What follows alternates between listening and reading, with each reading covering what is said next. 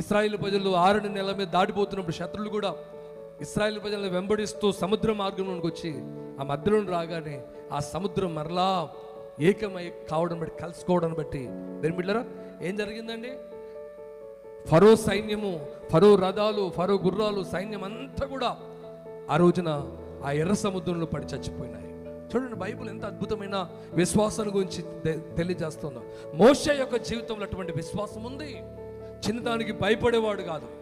దీని మీద ఎంత భయంకరమైనటువంటి పరిస్థితి ఎదురైనా ఈరోజు ఈ మాట వింటుండగా మీ జీవితంలో విశ్వాసంలో మీరు అభివృద్ధిలోనికి వచ్చుదురుగాక, ఈ వరమును మీరు కలిగి ఉందురుగాక.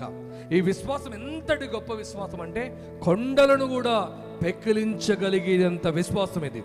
దేవునికి స్తోత్రం. సముద్రమును పాయలు చేసేటటువంటి ఫెయిత్ అండి ఇది.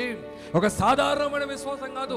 మీలో చాలా మంది సాధారణమైన విశ్వాసం దగ్గర ఆగిపోయారు, సాధారణమైనటువంటి విశ్వాసం దగ్గర ఆగిపోయినారు. కానీ బైబిల్ మనకు చెప్తున్నటువంటి మాట సాధారణమైన విశ్వాసం దగ్గర కాదు, అది ప్రారంభ మెట్టు, అది మొదటి మెట్టు, స్టార్టింగ్ లో ఉన్నటువంటి విశ్వాసం.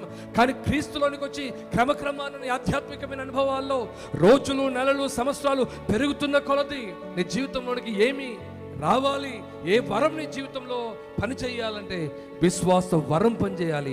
అది ఎలా ఉండాలంటే ఎంతటి బ్యాడ్ సిచ్యువేషన్స్ అయినా, ఎంత భయంకరమైన సిచ్యువేషన్స్ అయినా నా దేవుడు ఉన్నాడు, నా దేవుడు చేయగలుగుతాడు, నా దేవుడు అద్భుతం చేస్తాడు, నా దేవుడు దాటింప చేస్తాడు, నా దేవుడు సమర్థుడు అని చెప్పగలిగేటటువంటి విశ్వాసం.